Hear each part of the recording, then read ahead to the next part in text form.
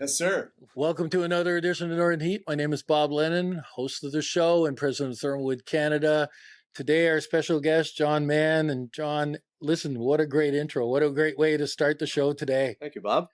So tell us, a lot of people know who John Mann is. He's been around for the Bathurst scene for a long time. I'm a Bathurst boy. You're a Bathurst boy. Yes. And so tell us a little bit about yourself, and what you're doing now. Well, lifelong Bathurst resident. Went away a few years to UNB and came back and started a teaching career. And basically, I've just incorporated all my interests in my, I'll call it my job, and my first love, music, sports, good friends, family, and whatnot. So I've kind of incorporated all those resources, I guess you could call them, or interests, and just trying to make every day a good day, fun day, learning day.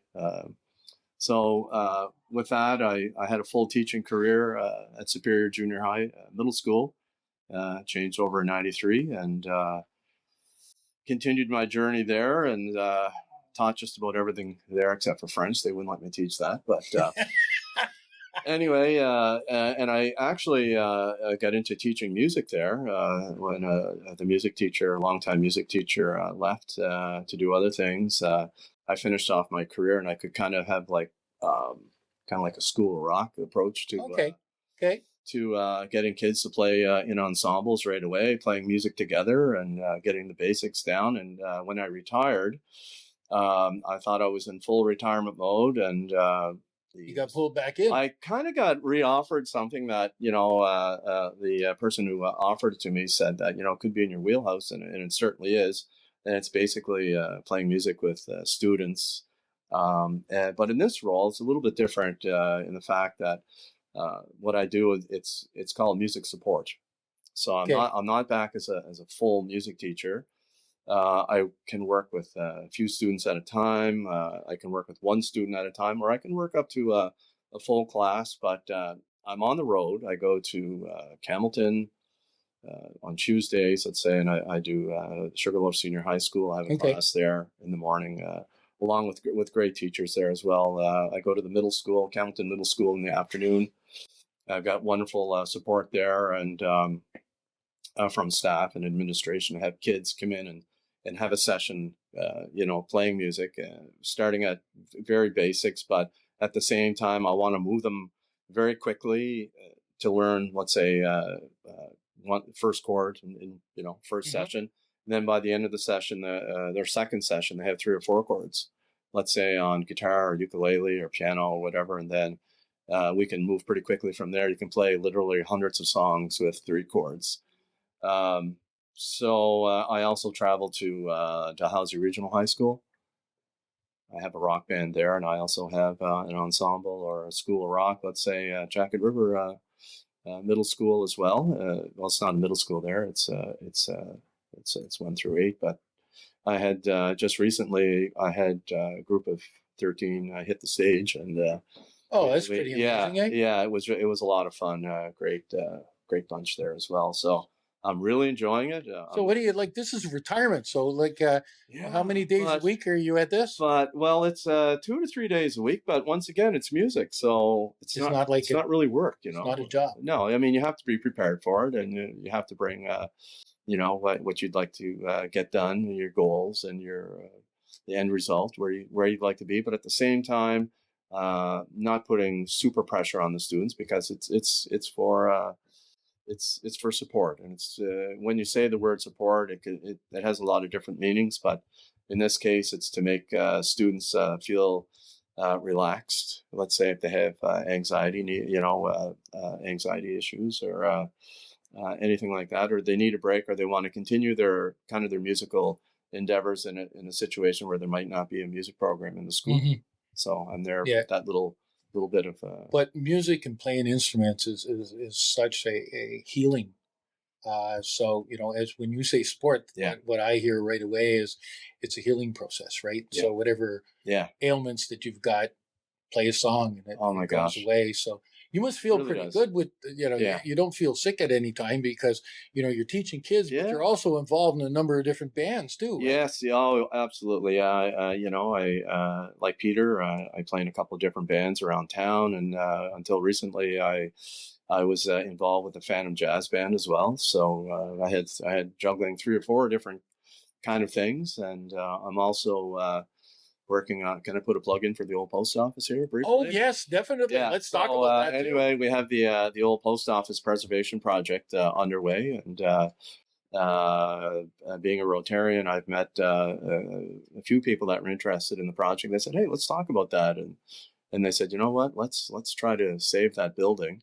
And so what we're going to do is we're going to turn that into from a building that was endangered or in danger of being torn down. Let's face like it, just many of the sitting there. buildings in Bathurst. So the city said, who the owners of the building said, that's a great idea. Let's collaborate on that. So we formed a non-for-profit outside of Rotary, and it's really taking shape. And so what's the ultimate plan of the old post office? The old post office is going to be it's going to be a community hub.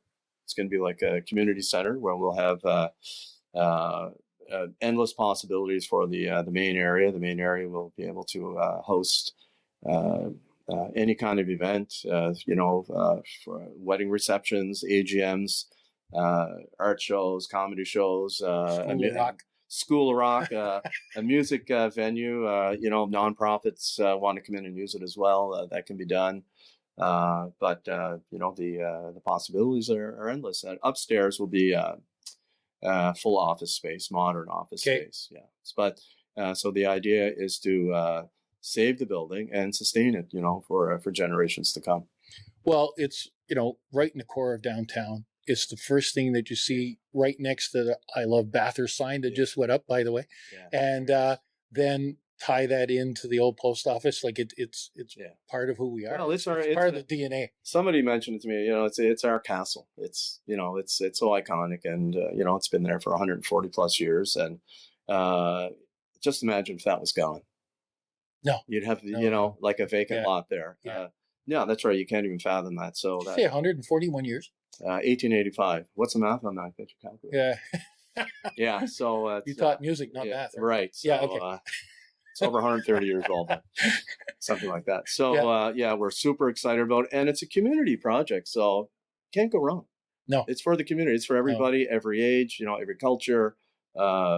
It's going to be well used. So you're selling a lot of tickets and stuff. You want to put a little bit of a plug in for that too while we're here? Well, we have just initiated within the last month, 50-50 lottery. It's a progressive lottery. So each week there's a guaranteed jackpot. Right now we have a guaranteed jackpot of $1,000 a week. So sales are going very well. Sales are online. It's an online lottery, but we're also located at the farmers market on Saturdays. And Place Bathurst Mall on Saturdays as well. Folks prefer to rather than do the QR code thing or go online, they can purchase tickets there. We can make sure that they're into the system. Well, it's going to be slow and steady. We have public fundraising committee active also, as well as a corporate fundraising team and also government grants as well. Well, it's great to hear, and you're doing great things for the kids, and the fact that you come in today and took a run with the heat here, which is so what do you think of this? This is an amazing instrument. First of all, visually, just so striking.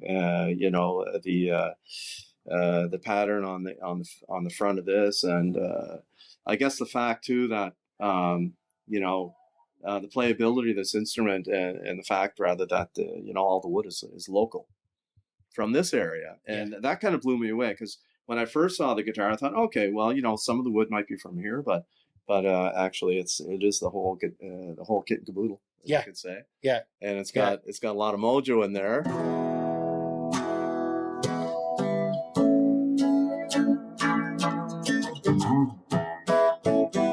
It's like we were talking about the versatility of this a while ago, and I can't remember if Peter, I don't want to be redundant here, but just the versatility of this instrument is it's unbelievable. You can play every genre of music on this type of machine. Wow. Originally, I don't know, I think it was Jeff Beck or David Gilmour that actually had the first broadcaster. I think 001, and I think it did end up with Jeff Beck, but it was kind of the prototype for everything to follow after it. It can be disputed, but certainly one of the most popular. So the storyline that follows with the history of the Tellies and bringing it into with all local New Brunswick wood is then quite a storyline to follow all the way through. Yeah. And it's good to hear, and I appreciate the fact that you came in and to have local boy that's been here all his life and now helping students and coming in and giving us some feedback on it is great. Yeah. I wish you the best of luck with the old post office, and we'll do another interview soon about and focus directly on the post office, get some pictures going out there. But your work that you're doing with the kids too and the area, John, my hat's off, and this whole Northern Heat's all about cranking up the heat, and you definitely do it with the kids and your School of Rock and everything else that you do for them. So it's been an absolute pleasure. Thank you very much. Appreciate it. So you want to close this thing off with a little bit of a riff here? I sure will.